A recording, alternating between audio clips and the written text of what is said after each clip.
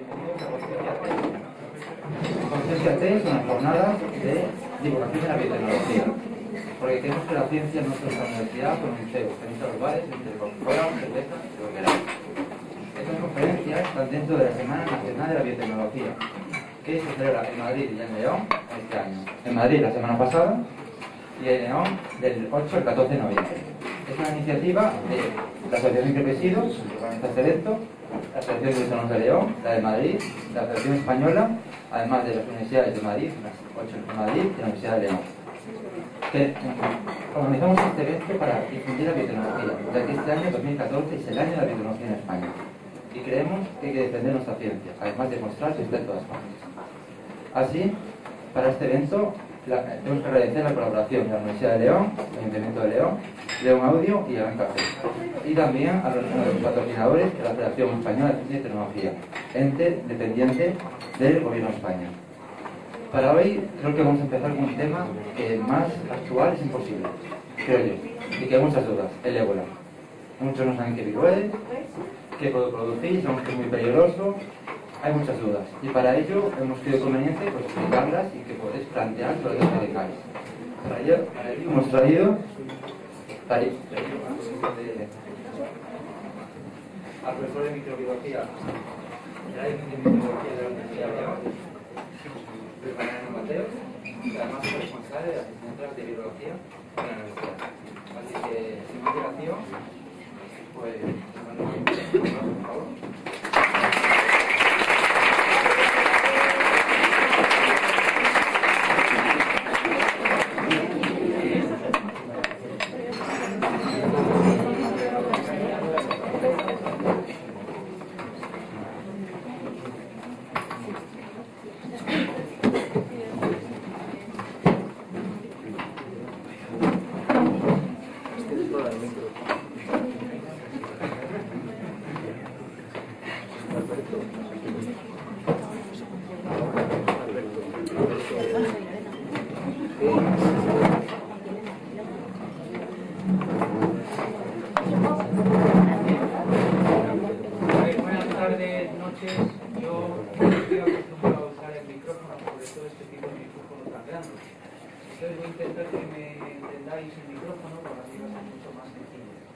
Primero agradecer a vosotros que habéis venido, me habéis sorprendido porque nunca he tenido un foro de este tipo primero. Con tanta gente tan diversa probablemente, mayor, medianos, jóvenes, que ha visto por aquí. Y además en un sitio pues que no es normalmente utilizado para este tipo de foros. Bien, como ha dicho en la presentación David, yo soy profesor de microbiología, soy docente de la asignatura Virología. Yo soy un experto, soy en principio en la teoría de los virus, no hacemos nada de investigación con ellos, por lo tanto yo no soy un experto virólogo aplicado, eso es lo primero. Segundo, yo no soy epidemiólogo, por lo tanto, igual hay aquí algún médico que es epidemiólogo y entenderá mucho más que yo. Yo sería un biólogo molecular, biólogo sintético, si quiero decir ahora mucho, queda uno bastante bien. Bien, si vamos al tema, nos vamos a plantear si realmente el ébola es el virus del miedo o si hay que tener tanto miedo frente al virus del ébola. Yo diría por una parte que sí y por otra parte que no. Por ejemplo, además de esto, la verdad es que donde yo estaba planteando este tema, me estaba planteando si yo podría decir algo original después de todo lo que habéis oído en la tele, en la radio, en todos los foros que habéis tenido. Porque creo que casi me tenéis que enseñar a mí lo que hay de este tema. Ha venido compañeros vuestros de los estudiantes diciéndome que cada día hay una teoría sobre de dónde proviene el virus de ébola. Y yo la verdad es que me he hecho unas risas bastante. ¿Hay que tener tanto miedo al ébola? Pues sí, si realmente tienes el ébola, la probabilidad de morir está entre el 50 y 70%. Depende de la edad de la persona y del sistema inmune que presente en ese momento.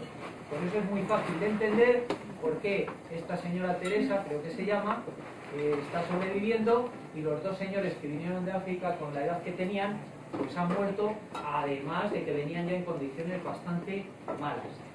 Entonces vamos a ver comparativamente primero qué es un virus. Como hay una heterogeneidad de gente tan grande, un virus ya sabréis que es un organismo acelular muy pequeñito. si ponemos comparativa de tamaños, veréis, la verdad es que aquí el grano de café, pues sí que es muy agrandado, pero realmente, comparativamente, veréis hasta dónde podemos ver con el ojo humano. Esto es un grano de sal, y un virus es una cosa de este tipo que tiene un tamaño submicroscópico. Es decir, una bacteria se puede ver con un microscopio óptico, pero un virus requeriríamos de un microscopio electrónico para poderlo ver. Un virus normal y corriente, quizás lo que más habéis visto es una cosa de este tipo. Este pobre virus lleva unos 12 o 15 años. Todos los años digo a los alumnos que me hagan uno nuevo, pero no lo quieren hacer. Y mira, hoy ha venido en el bosque y lo he tenido que desplegar. Una cosa de estas es un virus, pero con 1 millón menos de aumento o más de 1 millón menos de aumento. Los virus son parásitos intracelulares obligados. ¿Qué quiere decir esto? Que necesitan de una célula viva para poder desarrollar su ciclo replicativo. Es decir, este virus, si no tiene un hospedador bacteriano o de una célula animal o de plantas, no es nadie. ¿Vale? Bien. Siguiente aspecto, esto sería un virus de ébola o virus de ébola saliendo de células Vero. Son unas células epiteliales aisladas de riñón de un mono africano, creo. Y es una línea celular que se mantiene, y estos virus que tienen esta forma son los virus de ébola. Evidentemente este virus ha sido tratado adecuadamente para que aparezca de este color. No es que el virus sea propiamente de color rojo, como veis ahí. La partícula del virus correspondiente es esto que veis aquí. ¿Qué es esto? Esto es una serpiente, me ha dicho alguno cuando lo ha visto por ahí. Bueno, pues se parece. Lo que pasa es que realmente es, imaginaros que este es el virus.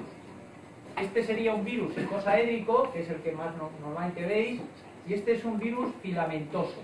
Pues el virus de ébola es un virus filamentoso, es decir, un filamento. Lo que pasa es que en este dibujo el filamento ha adoptado una estructura de este tipo y se queda como veis ahí, ¿vale? Una forma de este tipo. No es que sea una cosa dibujada, que sí que lo es, pero realmente adopta esta forma, como habéis visto en la imagen anterior. ¿Qué tiene este virus? Los que habéis visto virología lo conocéis muy bien. Tiene un apartado muy importante que es lo principal de este virus, es el material genético. Imaginaros que este es el material genético, pero es un material genético especial. Es un material genético que es de ARN de hélice sencilla. Los genomas normales no contienen ARN, nunca, excepto en virus. Y dentro de esta normalidad, este genoma es ARN de polaridad negativa. Eso quiere decir que no se interpretaría como si fuera un RNA mensajero, sino el complementario de un mensajero. Es decir, si esto entra en cualquier célula hospedadora, el genoma solo, no hace absolutamente nada. Tiene que ir acompañado de algo más, cualquier cosa, y este algo más es una polimerasa viral, que es únicamente está presente en virus. Esta polimerasa viral es una RNA polimerasa RNA dependiente, y lo que hace es replicar el material genético del virus. El material genético del virus, que no lo veis aquí, es esto que hay dentro, está rodeado de unas subunidades proteicas, son los protómeros, esta cosa verde, ¿vale? Y alrededor de estos protómeros existe una envoltura, como si yo metiera con una funda de plástico todo esto de aquí, ¿vale? De tal forma que es un virus envuelto, y es un virus relativamente sensible. Esto los alumnos de virología lo saben bien. ¿Por qué es sensible? Porque tiene una envoltura que es de carácter lipídico, una membrana lipídica. Y las membranas lipídicas, en cuanto están en el exterior o en contacto con el exterior, se destruyen fácilmente. Por eso el virus ébola, en cuanto está en contacto con el exterior y le da la luz ultravioleta o las condiciones del ambiente actúan sobre él, se desactiva, ya no es viable. Por eso sabéis muy bien que el contagio del virus de ébola tiene que ser a través de contacto directo con mucosas o con líquidos del enfermo, secreciones del propio enfermo, ¿vale? Bien, ¿cuál es lo más importante del virus? Todo, pero aquí hay unas proteínas que son glucoproteínas, estas de aquí. Las glucoproteínas son necesarias para interaccionar con la célula hospedadora, es decir, son las antirreceptores para localizar el receptor de la célula hospedadora. Sin esos antirreceptores no hacen nada. Y si yo le quito la envoltura al virus, pues el virus no hace absolutamente nada. Este es el genoma del virus, mirad, son unas 20 kilobases. Estos son 20.000 pares de bases, más o menos. Y está en hélice sencilla, single strand, decimos en inglés. Es decir, una cadena monocatenaria de ARN de polaridad negativa. Codifica para 7 productos genéticos. Uno de ellos es la RNA polimerasa RNA dependiente, es esta L, polimerasa viral. Otro de ellos es la nucleoproteína, esta que veis, ¿dónde? Nucleoproteína, esta de aquí. Y esta es la glucoproteína presente en la envoltura, ¿lo veis para acá? Glucoproteína, esta GP, nucleoproteína de la cápsida, esta la verde, y la L, la proteína implicada en la replicación. ¿Qué es el virus de ébola? Es un virus que causa fiebres hemorrágicas. Los virus de fiebres hemorrágicas no solo es virus de ébola, y el ébola es muy conocido ahora porque está afectando a países desarrollados, podríamos decir entre comillas, casi afortunadamente, porque también os garantizo que porque afecta a países desarrollados se va a erradicar en un año.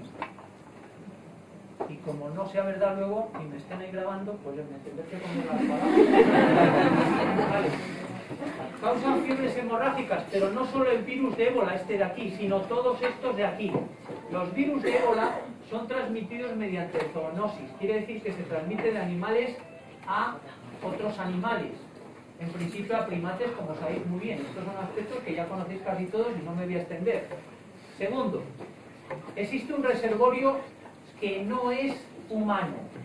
Y ese problema de que hay un reservorio no humano es el que va a impedir la erradicación del virus.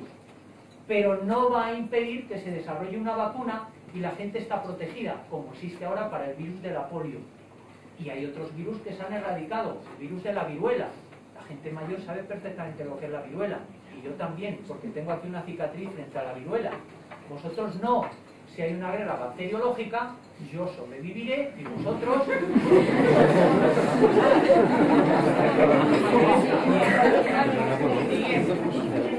El reservorio viral es, se cree, en el caso de ébola, os lo adelanto, se cree que son murciélagos, lo sabéis perfectamente. Al ser murciélagos y no controlar dónde están, no podemos eliminar el virus. Además, el murciélago actúa como vector reservorio, es decir, el murciélago tiene contaminación del virus de ébola, pero no le hace nada, es asintomático. Cuando infecta a un primate, véase mono, orangután o humano, es cuando el síntoma aparece y le destruye, le mata y contamina a los demás. Bien, los primates son hospedadores, no reservorio. El reservorio es el que os comentaba del murciélago. Virus con genoma RN de polaridad negativa. Patología desde ligeras. Por ejemplo, hay un hantavirus, virus hanta, que causa fiebres hemorrágicas livianas y que existe dispersado en Europa, pero convivimos con él sin que haya grandes problemas. Este sería el virus de ébola en Marburg, que vamos a comentar ahora. ¿Dónde está localizado el virus de ébola? ¿Cómo se localiza la familia de este virus? ¿A qué grupo pertenece? Mirad, el virus de ébola pertenece a un orden, mononegavirales. ¿Qué quiere decir esto? Mono, genoma monopartito, todo el genoma en una única parte, todo. Nega, polaridad negativa de su genoma, ¿vale? Virales, pues el sufijo que caracteriza al orden. Pertenece a la familia Filoviridae. ¿Por qué? Porque es como un filamento, ¿vale? Dentro de esta familia Filoviridae hay dos especies muy importantes. Una de ellas la conocéis bien, ébola. Y hay otra especie que es Marburg virus. Marburg fue descubierto antes de ébola. Ébola fue descubierto en el 76, Marburg fue descubierto en el 66-67. ¿Por qué se denomina Marburg a este virus que es del mismo tipo y causa las mismas fiebres hemorrágicas? Porque apareció en un zoológico de la antigua Yugoslavia y contaminó a científicos que fueron al hospital de Marburg y entró el hospital en cuarentena. Entonces, de acuerdo a esa ciudad de Marburgo, en Alemania, se llama este virus Marburg. Pero es el mismo virus, prácticamente, no el mismo, pero muy parecido al virus ébola. ¿Vale? Representantes de virus ébola. Uno de ellos es el Zaire Ebola virus. Otro de ellos es el Sudán. El de ahora, la especie correspondiente, es la especie Zaire. En los virus se usa taxonomía binomial de Linneo, pero solo hasta el género. Este género sería Ebola virus. Pero la especie sería la especie Zaire del virus ébola. Es la que estamos comentando ahora, que es la que persiste en los enfermos de España y en África. ¿Vale? Por lo tanto, de taxonomía ya estamos situados o colocados. Siguiente historia. El reservorio inicial, murciélagos. ¿Qué hace el murciélago? Es asintomático para el virus y se va a mantener asintomático durante mucho tiempo. Por eso no vamos a erradicar este virus como la viruela. La viruela se erradicó porque el hospedador único era humanos. Los humanos no están asilvestrados, bueno, y los controlamos. Pero en este caso, como están asilvestrados o no son silvestres, no lo vamos a controlar. Pasa a un orangután o a un mono, ¿vale? A un primate. Del murciélago al primate. Un cazador caza el gorila asintomático igual en esas condiciones y se lo come. Esa persona desarrolla ébola y lo transmite a sus descendientes que no saben que tiene ébola. Y se transmite la enfermedad. La enfermedad se transmite, ya lo hemos dicho antes, se transmite por contacto directo con sangre, con sudores, etcétera, etcétera. Pero no se transmite fácilmente si yo escupo aquí o me sale la saliva y llega uno y pone la mano aquí dentro de media hora, no pasa nada. Me decía alguno, ¿y si hablo y me cae algo en la cara? No pasa nada. Si te cae aquí, no. Si te cae aquí, sí. ¿Entendéis? Sí. Si chupas el apretar el ascensor y vas chupando con la lengua, la persona de esto, hombre, también, ¿vale? Bien. Síntomas, o qué es lo que pasa cuando una persona tiene la enfermedad, empieza a desarrollar síntomas. Desafortunadamente, el director de salud de lo de Madrid desconocía que la temperatura en algunos se sube a 38,6 a todo trapo y en otros se queda en 37, no sé qué. En mi pueblo eso se denomina febrícula, no fiebre. Vale, pero yo tampoco soy médico, pero bueno, algo estuve en algún botiquín por ahí alguna vez. Fiebre repentina, primer síntoma de alarma. Fiebre repentina, ¿por qué? Porque el sistema inmune desencadena unos mecanismos de defensa que dan lugar a esta fiebre repentina. Creo que me estoy enrollando mucho y voy a ir un poquito más rápido. Síntomas: fiebre, dolor de cabeza, dolor en articulaciones, está cansadísimo, ya veremos por qué. Diarreas, vómitos, dolor de estómago, pérdida de apetito. Y luego, una cosa que ocurre a veces, no en todos los casos, pero sí frecuentemente, es sangrado por órganos internos y externos. Ya veremos por qué ocurre eso. Se dice que las personas que tienen ébola se desangran perdiendo sangre por todos los lados, por los ojos, las narices, el ano, el pene, etcétera, etcétera. Es verdad, vagina o lo que sea. Es verdad en algunas ocasiones. ¿A qué se debe esto? ¿Cómo se desarrolla la enfermedad? Pues lo vemos aquí. Contacto directo con las secreciones. Y uno toma el virus. ¿A dónde va el virus? A dos sitios, pero principalmente al sistema linfático. Y del sistema linfático va a ir a sangre, entre otras cosas, y va a ir a tejido conectivo. Si va a tejido conectivo, tiene dianas para el tejido conectivo e infecta las células. En el tejido conectivo afecta a las fibras de colágeno y las articulaciones nos duelen, las tenemos doloridas, ¿vale? Por esos síntomas de cansancio y demás.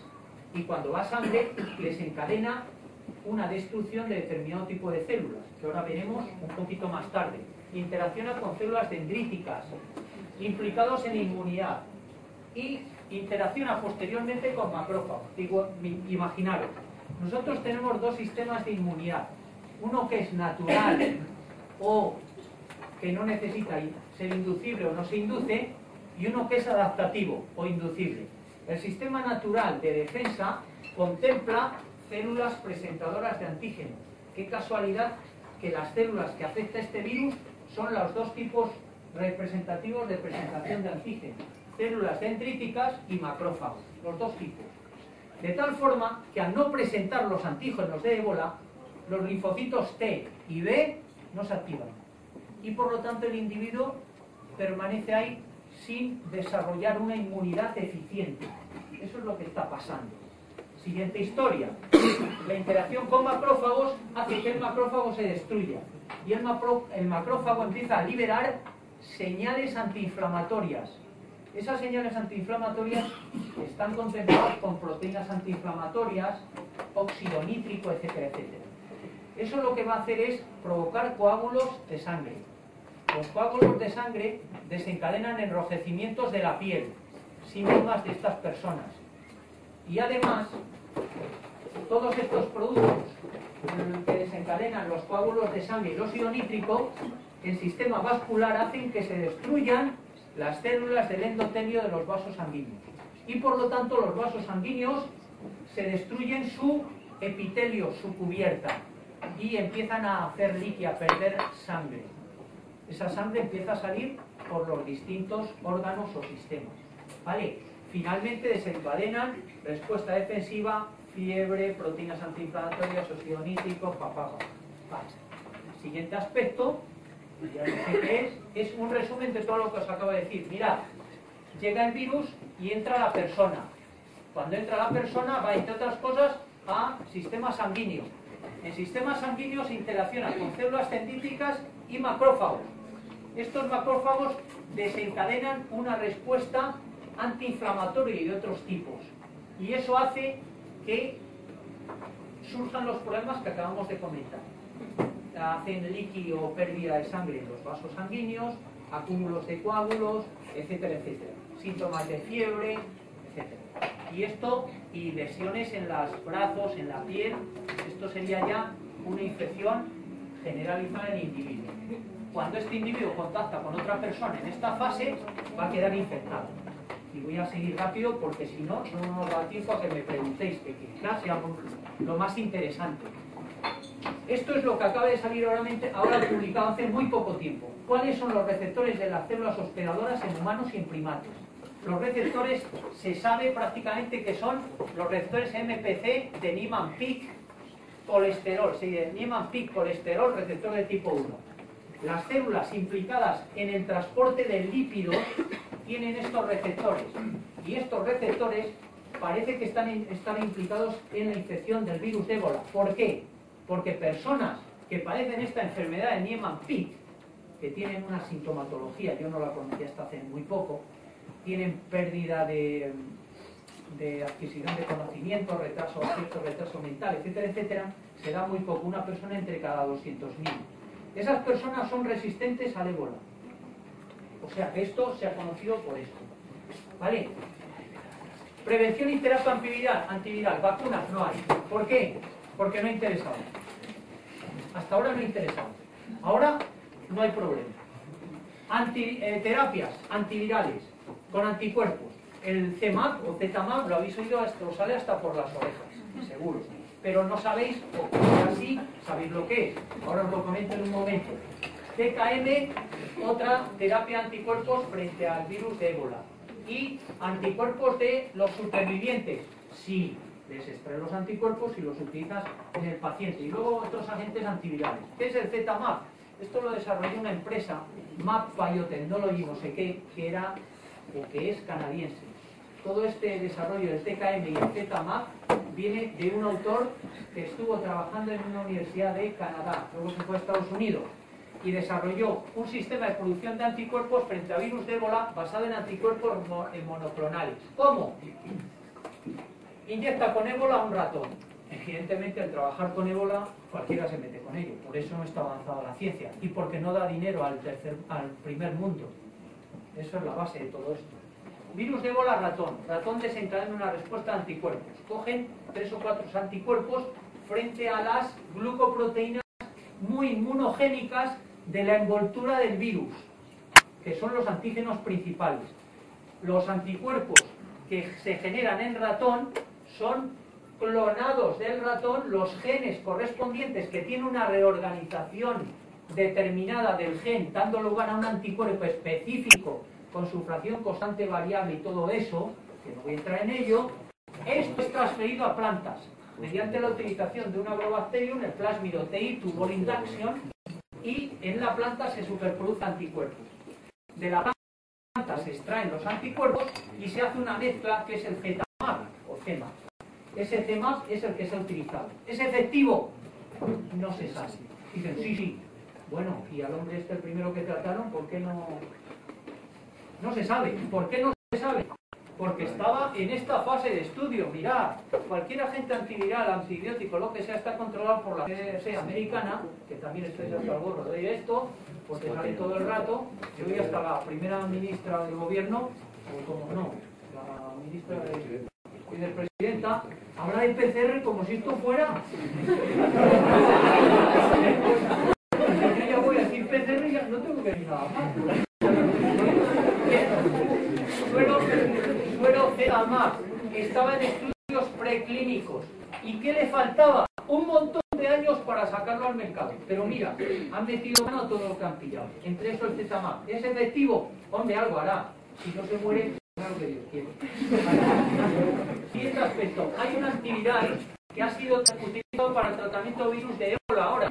Esta fecha, un blog de Radio, os acordaréis que yo lo recomendé, algunos que tengo aquí sabrán de Racanillo. 9 de octubre de 2014. Están probando con un antiviral que era utilizado para virus ADN. Pero están mirando a ver qué pasa. Eso lo habéis oído en la radio. Y están metiéndolo todo tipo de antivirales. Cuidado, porque a la larga, con todos esos antivirales va a tener fallos en riñón, en hígado, y esos habrán más los médicos. Siguiente aspecto. ¿Cómo se diagnostica la fiebre hemorrágica? Aquí viene lo gordo. PCR. PCR ya. Primero, evidentemente, pero es que lo que al principio, a ver si tiene fiebre. Están en control todos los que han estado en contacto con esta persona. Es que lo que han hecho aquí al principio les ha salido bien la primera y han dicho al segundo de lo mismo. Y claro, es que eso no se puede tratar así. Primero, no tenemos ningún hospital. Bueno, me voy a callar. Hospital de referencia con habitaciones de tipo P4, que yo sepa, y ha habido una serie de investigadores que han venido de Europa o gente que ha venido a ver qué había allí. Lo que es hospital, no creo que haya ninguno en España. Laboratorios de tipo P4 de máxima seguridad sí que hay. De hecho, en el laboratorio animal de aquí de veterinaria que hay en Vilambre, creo que cuando hubo todo lo de los priones de las vacas locas, ahí hay un laboratorio de P4. P3. Ah, pues entonces no hay ni laboratorio de P4. Imaginaros un hospital con P4. Dicen, es que aquí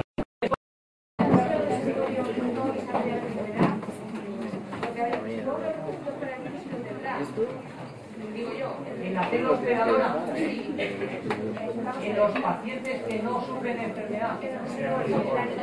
Ah, el reservorio. Ah, vamos a ver. Los reservorios en humanos existen también.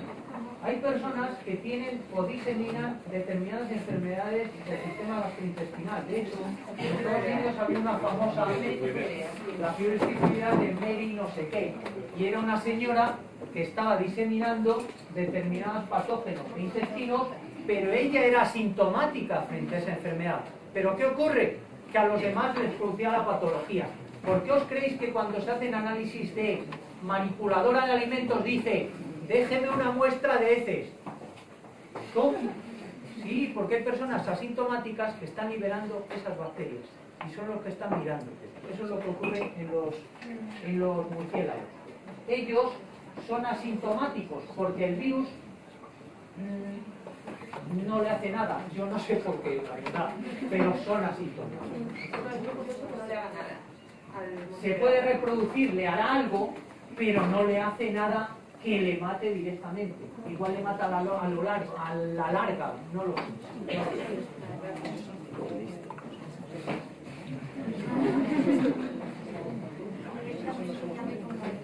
Nada más. Me voy. No, ya se acabó. Yo, porque así empiezo más tarde. Muchos virus hemorrágicos se transmiten vía vectores, por ejemplo, mosquitos. Sí. ¿Se sabe algo del ébola? Parece ser que no es competente. Muy buena pregunta. Muy buena pregunta. Yo estoy convencido de que si un insecto pincha a una persona infectada de ébola y pincha luego a otro que no lo está, se lo va a transmitir, eso es evidente. Lo que yo no conozco y creo que no ocurre así es que se transmita directamente de murciélagos a humanos. Y si eso ocurriera, no está datado el caso. Es como lo de los perros. ¿Realmente el perro transmite la enfermedad? Pues mirad, solo hay un caso descrito de una posibilidad de transmisión a perros del virus de ébola, pero no está claro que fuera realmente una transmisión al perro de ese virus. Por eso, pues mataron al perro y han destituido al director de la clínica veterinaria, ¿no? O sea, que yo hasta que me destituyan a mí después de decir esta cosa. Una cosa muy importante, que como nadie me pregunta y ya que os lo he dicho, no me decís nada. No hay problema. Cuando una persona está incubando, ¿qué pasa? Entonces, ¿por qué no lo preguntáis? Una persona se contacta con otro, ¿vale? Ese virus entra y empieza a desarrollar procesos patológicos, empieza a aumentar la carga viral, ¿vale? ¿Es realmente asintomático en ese momento? Pues sí, porque no tiene mucha carga viral, pero como entra en contacto directo con otra persona acompañante, sí que puede producir patología, porque si no, no tendrían a una persona que ha estado en contacto directo con una que ahora ha ido al hospital, ha estado los primeros días y ya lo llevan al hospital a ver qué pasa. Entonces puede ocurrir, pero no es normal. Es decir, hasta que no brota ya muchísimo los viriones, no suele ser tan transmisible. Afortunadamente, el virus de ébola no se transmite por el aire. Eso me lo han preguntado también y era otra de las preguntas que me tendréis que hacer. ¿Por qué no? Ah, ahí sí, era la que tú tenías pensada. ¿Por qué no se transmite por el aire? Por dos motivos. Porque es un virus envuelto y muy sensible a las condiciones externas. Si se transmitiera por el aire, entonces sí que habría que tener miedo al virus del miedo. Solo una pregunta, entonces ¿por qué la habitación de presión negativa? Si por el aire no se transmite, por precaución supongo, aunque no se transmita por el ¿Por aire. qué en los Médicos Sin Fronteras, que esos sí que merecen todo lo que se les pueda dar? ¿Por qué en los Médicos Sin Fronteras solo se ha muerto una persona de virus de ébola? ¿Por qué? Porque no se transmite tan fácil. Y esta persona que se ha contagiado no tiene la culpa ella de que la manden limpiar todo ese rollo porque es la suya de enfermería, perfecto. Pero lo que no puede ser es que el protocolo se lo pasen por donde sea y le pongan una habitación de 1 metro cuadrado para cambiarse sin haber nadie. El protocolo te dice 2 personas, una le dice lo que tiene que estar haciendo y no se puede cambiar todo ese artilugio en 1 metro cuadrado. Entonces ella debe ser consciente de que quizás se ha contaminado. Si no, el marido tendría que estar contaminado. Eso es verdad. Ahora, ¿tiene ella la culpa? Por supuesto que no. Es que prácticamente ha pasado de criminalizada a ser la heroína. Hombre, que ocurren unas cosas en este país. ¿Alguna cosa más? Bueno, gracias por la atención. Estoy investigando una vacuna hasta en inicios de procesos. Así ya. Yo me he pensado ponerme también en ello. La única forma de conseguir dinero del ministerio.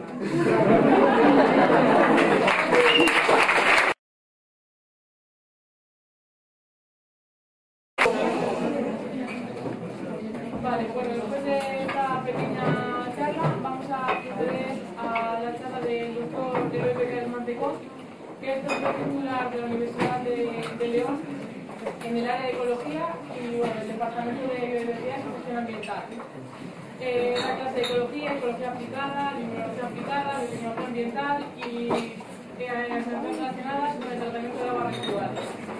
En su charla nos va a hablar de la relación que existe entre el tratamiento de aguas residuales, la la resistencia a antibióticos, el consumo masivo de antibióticos por parte de la población y la resistencia a las bacterias a los antibióticos, así como de la biotecnología ambiental. Así que bueno, ya sin más dilación, dejo paso al doctor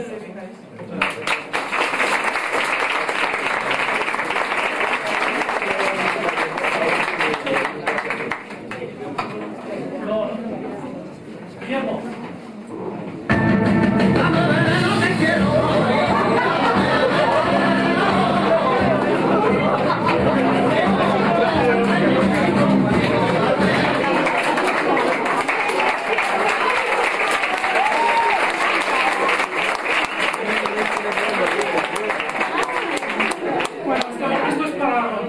Porque después de la charla ebólica que hemos tenido, la verdad es que yo tengo el corazón encogido. La segunda razón es porque obviamente siempre que se da una charla hay que explicar el motivo del título. El primero yo lo conozco, ¿vale? Yo voy a hablar de bacterias, de antibióticos y de biotecnología. Lo primero que voy a hacer también es describir algunos de los conceptos de los que voy a hablar, ¿vale? Mariano me ha hecho una excelente introducción porque ha traído su mierdavirus.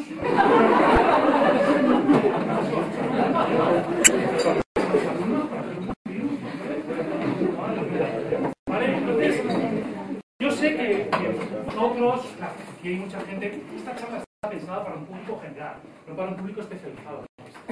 Entonces, yo lo que sí quería era que tuviésemos todos claro qué es la idea de bacteria. Porque todo el mundo dice que ha visto una bacteria, pero eso no es verdad. Realmente muy poca gente ha visto una bacteria. Ha visto un virus y yo voy también a hacer la misma metodología docente avanzada, método Bolonia, de Mariano, y os voy a enseñar una bacteria. Esta va a ser un aspecto, un momento especial para ustedes, para muchos de ustedes que no las han visto en su vida. Lo que sí que voy a hacer, les tengo que pedir un favor, tienen que cerrar los ojos, cierren los ojos y cuando yo les diga lo abran, y entonces realmente verán una bacteria. A ver, por favor, cierren los ojos todos.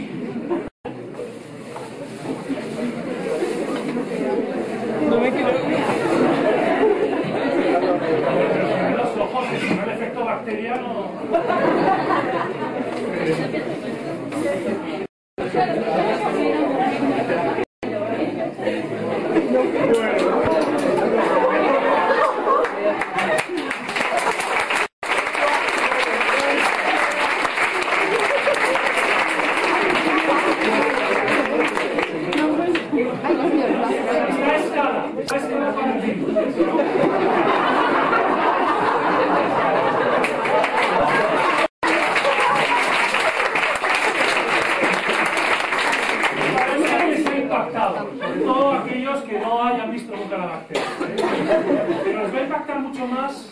Porque lo que pasa es la primera vez que ustedes van a ver el órgano reproductor de una bacteria.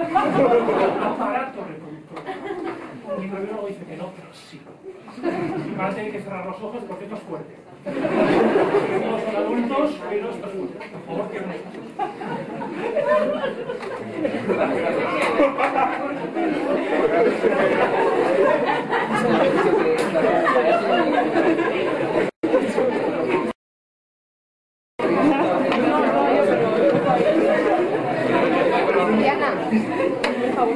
Como muchos de ustedes saben, las bacterias tienen pelos.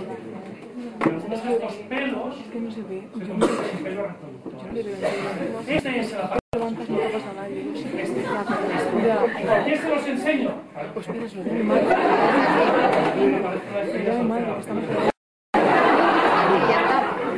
qué se los enseño? Porque voy a hablar.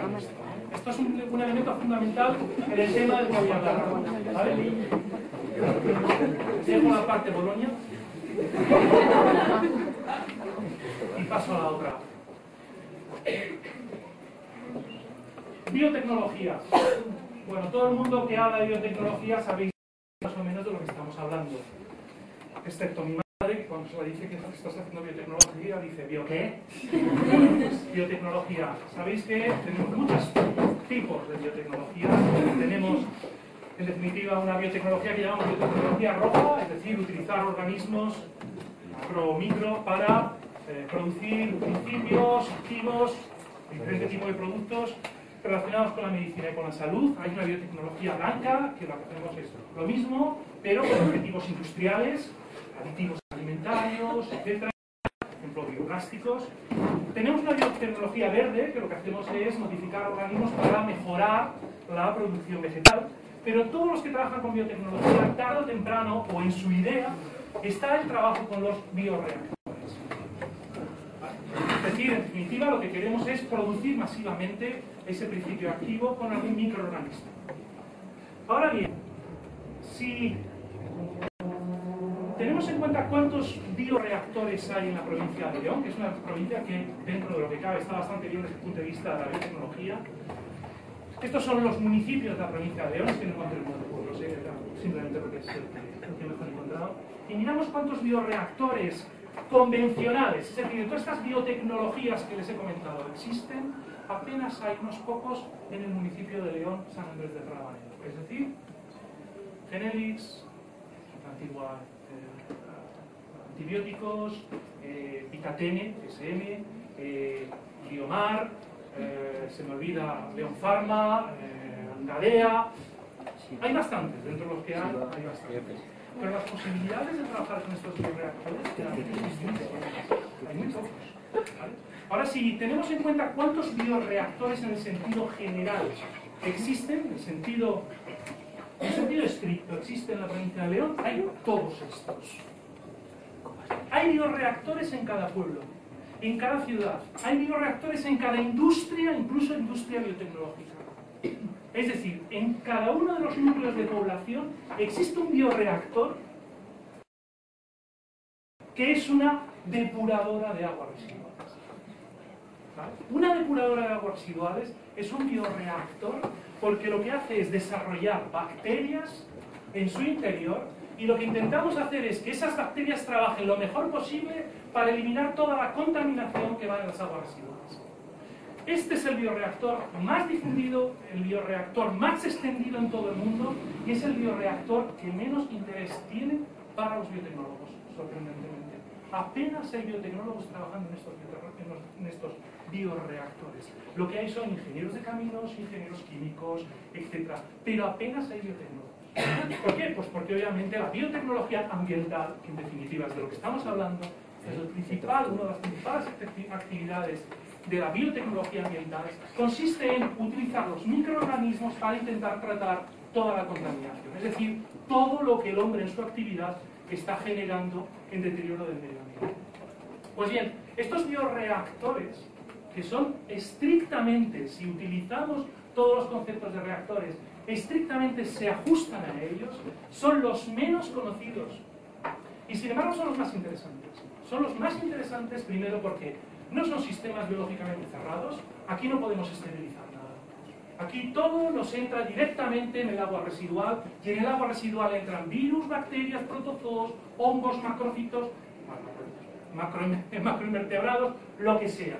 Nos entran toda una playa muy grande de organismos que van a tener que sobrevivir en este sistema.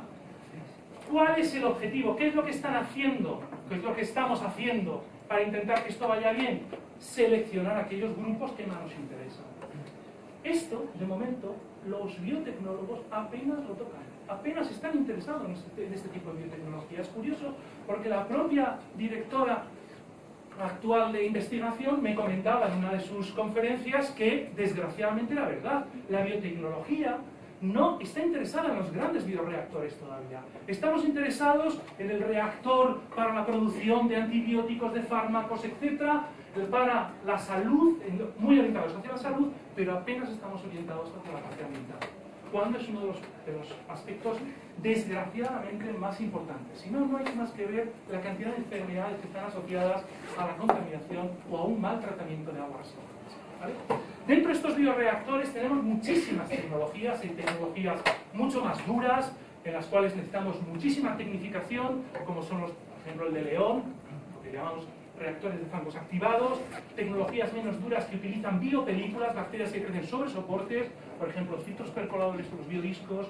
Tenemos tecnologías muy blandas que apenas necesitan dinero, no necesitan apenas gasto de electricidad, por ejemplo, lagunajes, Este es el lagunaje Fresno de la Vega, macrófitos, tenemos varios en León, o sistemas de filtros verdes en los cuales, obviamente, como no les damos oxígeno de forma forzada, vamos a tener unas necesidades de superficie muy grandes. ¿Vale?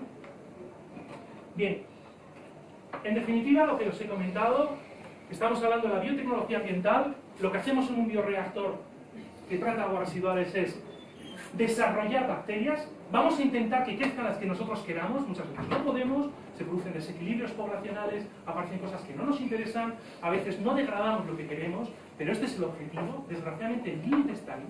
Es decir, todos los ingenieros de caminos, todos los ingenieros civiles, todos los ingenieros químicos que están trabajando en plantas depuradoras están demandando aplicaciones biotecnológicas, necesitan saber qué es lo que ocurre dentro de los reactores y no se está haciendo, los tienen que estar haciendo ellos.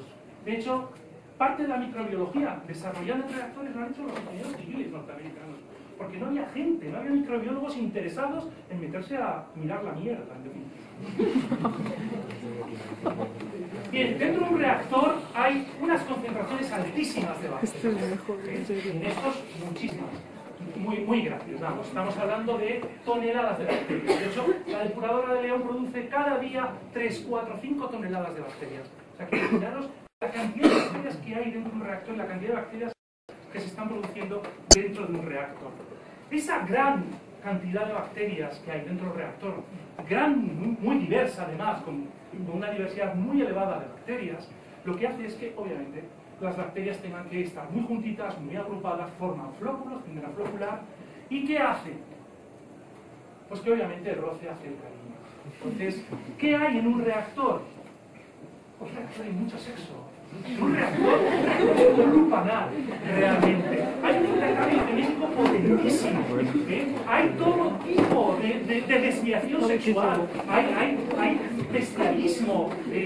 Una bacteria se mezcla con otra de una especie diferente. Las llegan bacterias desde otro lado. Los virus le pueden llegar incluso a infectar. De hecho, los infectan, etc. ¿no? Esto es sexo. Sé que esto es duro para muchos de vosotros, es un poco pornográfico, pero ahí tenéis sexo bacteriano. ¿Qué os dije? Ahí tenéis el pili en plena función, en plena actuación, intercambiando obviamente material genético, una célula donadora con una célula receptora. ¿Y qué se intercambia? Estos son los aspectos más interesantes y menos estudiados. ¿Cómo podemos favorecer el intercambio genético en las comunidades bacterianas de los reactores? ¿Por qué nos interesa mantener ese intercambio genético? Pues porque fundamentalmente ese intercambio genético nos permite que si una bacteria aprende a degradar un compuesto tóxico, y en las aguas residuales hay muchísimos compuestos tóxicos, muchos de ellos muy peligrosos, aunque están en concentraciones muy pequeñas, pero son muy peligrosos, son teratogénicos muchos de ellos, son disruptores endocrinos, eso nos interesa que la depuradora los elimine. ¿Cómo conseguimos eliminarlos? Una de las formas es conseguir que si una bacteria consigue una enzima que puede degradar una molécula, ese gen pueda dispersarlo al resto de la población. Por lo tanto, nos interesa maximizar el intercambio genético en los reactores. El problema que tenemos es que a veces, obviamente, las bacterias están en un medio que es muy hostil. Primero, las bacterias, muchas bacterias están en un medio extraenteral. La mayor parte de las bacterias que tenemos ahí son de origen fecal, aunque muchas de ellas van a morir y van a ser sustituidas por bacterias ambientales. Pero lo que sí que hay en las aguas residuales es mucho compuesto tóxico, hay mucho compuesto antibacteriano, hay mucho compuesto bactericida, hay mucho antibiótico. Entonces, ¿qué se intercambian también? Muchos genes de resistencias a antibióticos. ¿Por qué? Porque obviamente las bacterias quieren resistir a esa gran presión que tienen con las concentraciones de antibióticos que hay. Porque hay muchos antibióticos, muchísimos antibióticos en España. Estos son los datos del 2006, y en los datos del 2006 teníamos que solamente la amoxicilina en España se consumen unas 180 toneladas, solo de amoxicilina. Somos tercer, cuarto país en consumo de antibióticos. No son los más consumidores de antibióticos, sorprendentemente. Los belgas, franceses e italianos consumen mucho más que nosotros. Pero, si viésemos el mapa de resistencia a antibióticos, y nos lo pone el próximo día, sí que veríamos que España mayores resistencias antibióticos, hospitalarias, en España y en Grecia y en Italia, las mayores tasas de resistencia. ¿Qué pasa?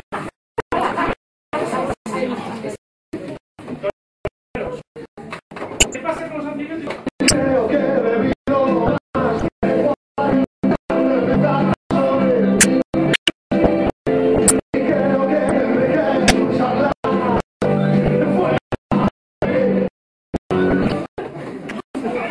Esta canción es psicológica.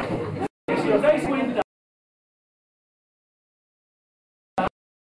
su agüita marina pasa por un...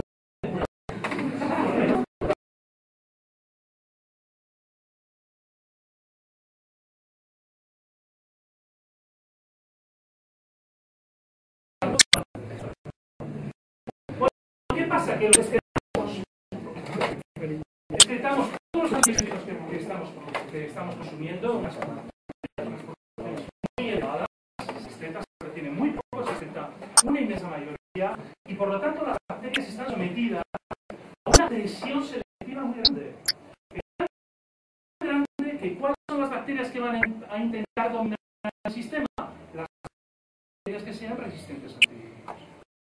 ¿Vale? Por eso, cuando una bacteria se encuentra a otra, no tiene más que meter el pili. Meter el pili que quiero tu gen de resistencia. ¿De acuerdo? Entonces, ¿qué es lo que cantan las bacterias que son resistentes a antibióticos y por lo tanto quieren ser los dominantes? Guillermo.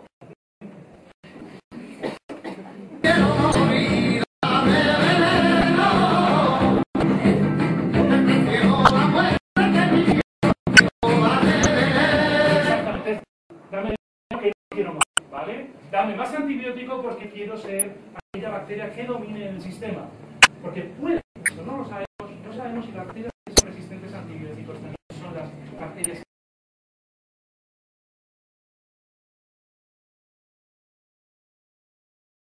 que mejor van a poder dar toda la contaminación. En principio sí, porque ya que se intercambian, probablemente está intercambiando genes de degradación, pero no lo sabemos. No se sabe. Nosotros lo que hicimos es estudiar qué pasaba con la eliminación de antibióticos en las defensas. Los antibióticos son moléculas, se tienen que degradar por las bacterias y por lo tanto lo que queríamos saber es cuán eficaces eran nuestras depuradoras para eliminar estos antibióticos que van en las aguas residuales. Lo que hicimos fue comparar sistemas duros, sistemas convencionales, sistemas activados, de grandes como los de León, sistemas blandos, sistemas de pequeñas poblaciones, por lo tanto sistemas extensivos que funcionan de una forma radicalmente diferente. ¿Qué hicimos? Comparar estos dos y si se llaman los números, lo malo, y es que bueno, los rojos es lo importante. Primero, la degradación no es buena. Obviamente, una bacteria, si tú estás produciendo un producto antimicrobiano para que no te sean las bacterias a tu lado, lo importante es que te lo degrades. ¿Vale? Por lo tanto, los antibióticos en principio son biodegradables.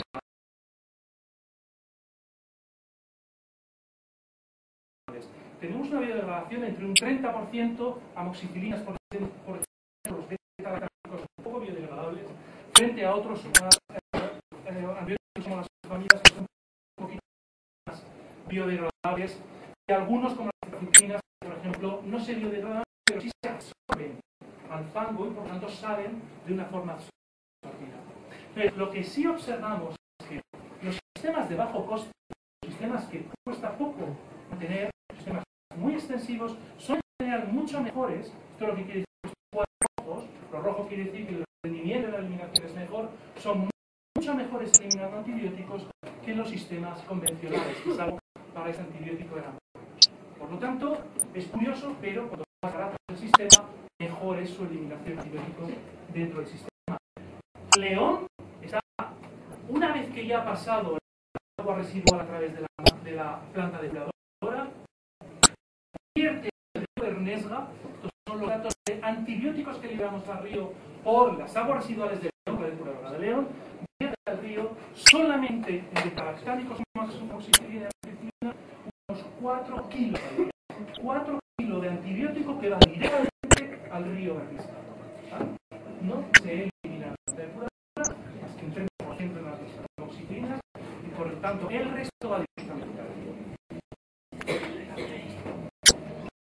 ¿Y qué hicimos también? Comprobar. Hemos dicho, aumenta la resistencia, pero ¿cuánto aumenta la resistencia? ¿Cuánto más respecto de la bacteria resistente que ya hay en el agua residual se produce dentro de la planta depuradora? Hicimos lo mismo con los bancos, con la planta depuradora de León y con los sistemas experimentales que simulaban diferentes tipos de diseños de bajo coste.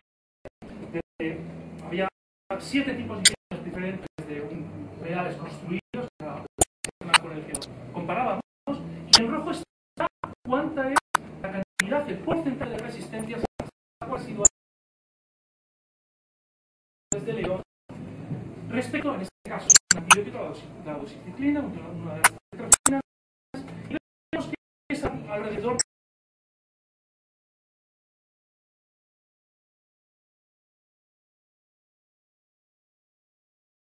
de un 4 o 5%.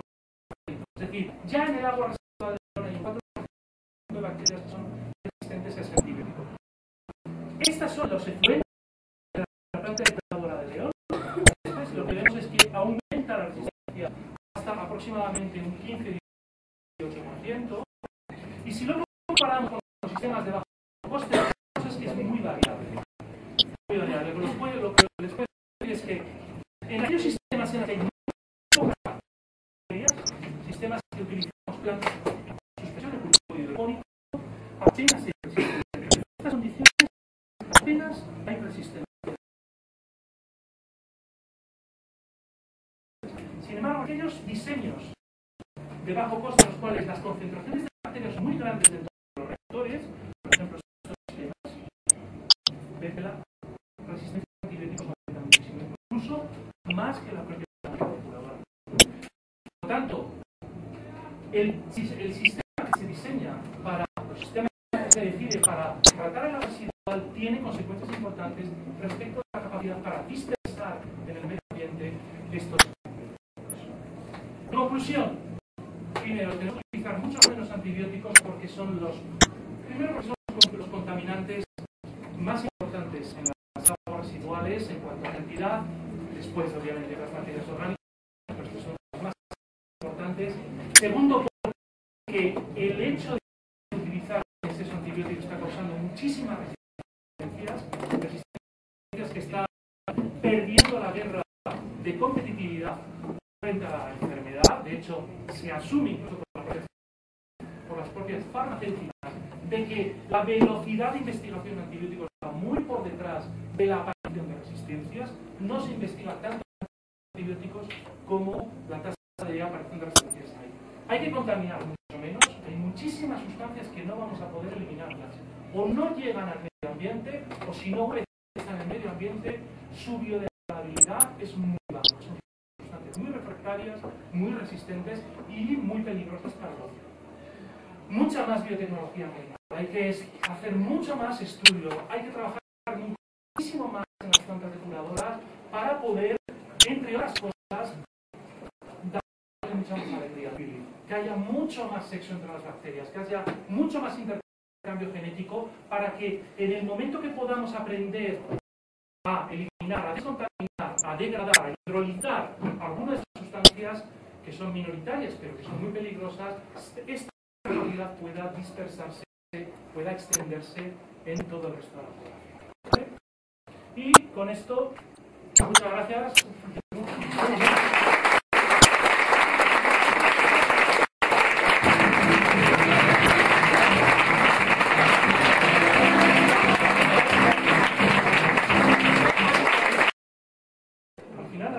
No tiene éxito en la planta depuradora.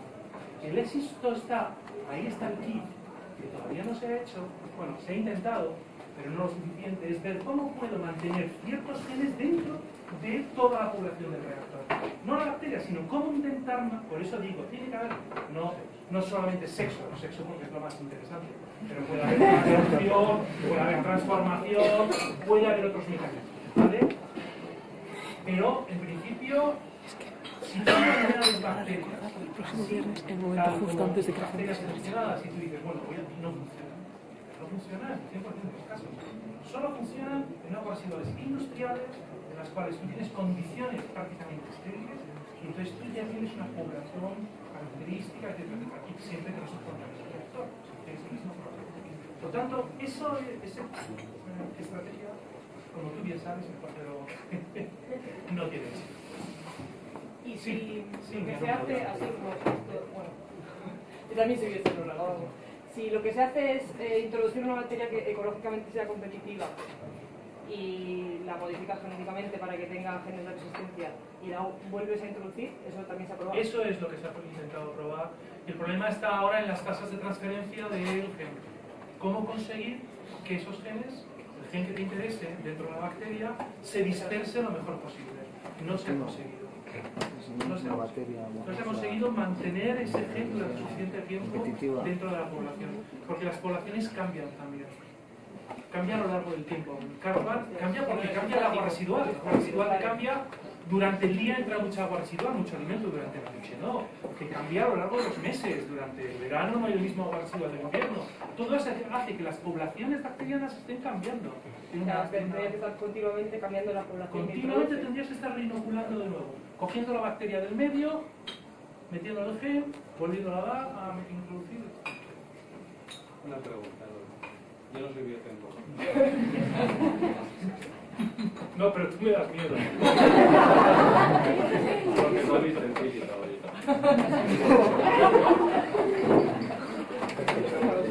Alguien que favorece el sexo,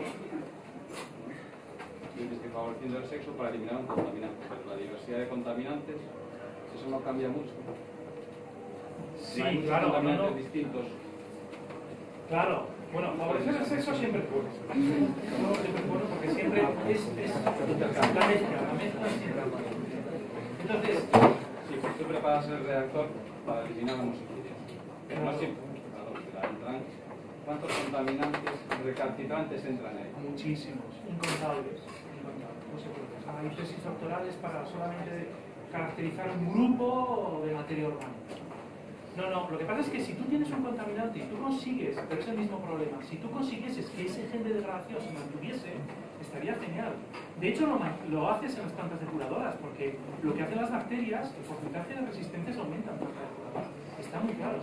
Si tú mantienes siempre esa presión selectiva, tú mantienes la población, obviamente, adaptada a resistir. Pero de forma... Vamos a ver, las bacterias, como muy bien sabes, intentan degradar lo más fácilmente biodegradable. Lo que sea difícilmente biodegradable no lo van a querer.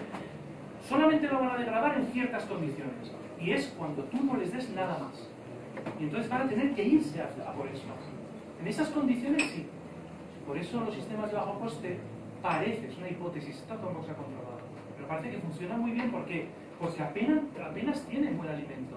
Si la bacteria no tiene buen alimento, se tiene que ir a degradar lo que no quiere. Entonces aparecen ahí ciclos constitutivos, secundarios, etc. Todo un metabolismo para intentar degradar lo que no tendrían que degradar, o no quieren degradar. Entonces, serían tener bacterias resistentes a antibióticos para poder degradarlos. No. Lo ideal sería que no... Vamos a ver.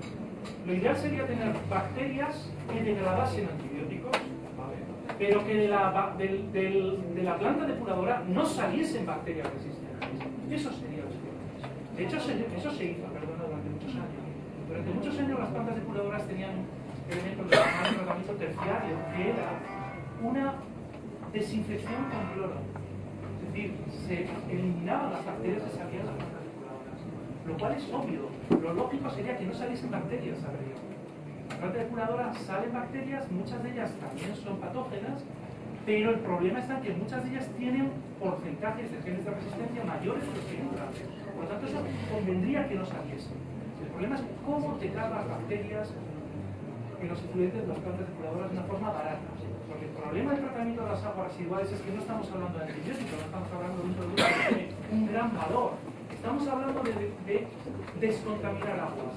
Y no hay ningún alcalde que gane una elección por decir que va a poner el tratamiento del agua residual al precio que realmente tiene que ser. Ninguno lo va a hacer. Nadie va a salir si dice eso. Bueno, y por eso te contaba esto, que parece un poco más inviable, más abierto. Cuando has estado comentando lo de los campos de León, no sé cómo hacer eso, sería mucho más... No. Viable desde el punto de vista de la eliminación de las bacterias. Y que no estuviera todo controlado. Hombre, es muy complicado. Es un sistema biológico muy complicado. Pero lo que tienes además es una gran presión selectiva, porque tienes muchos antibióticos entrando. ¿Qué tendrías que hacer? Reducir la entrada de antibióticos, obviamente. Tendríamos que reducir la cantidad de antibióticos que ingerimos, pero siempre va a haber una proporción muy alta de antibióticos. Y ese antibiótico va a estar ejerciendo una presión selectiva sobre las bacterias. Muy grande. Eso no lo puedes evitar. Las bacterias degradan, no consiguen degradar bien por eso, porque la propia molécula del antibiótico es bastante refractaria a la degradación. Pero lo importante en este caso sería que no saliesen antibióticos, que no saliesen bacterias resistentes de la planta de ayuda. Si no salen antibióticos, mejor. Pero eso cuánto va a ser.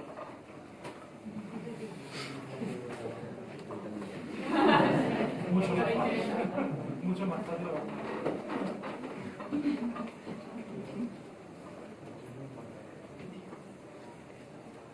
¿No puedes? Sí, venga, ya no pregunto. Los métodos de bioacumulación. ¿Los? Métodos de bioacumulación.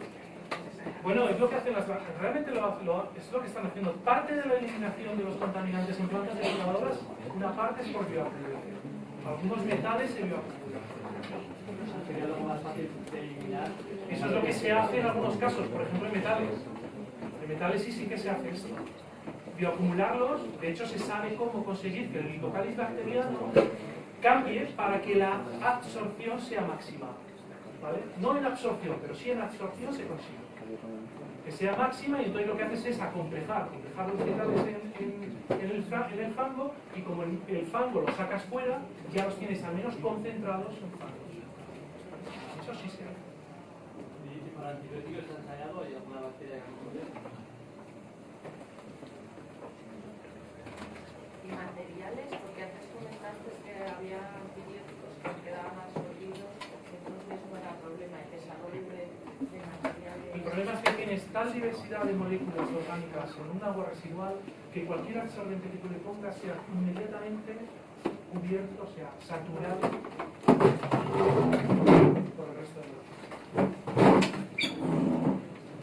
Bueno, pues no hay más preguntas. Pues muchas gracias.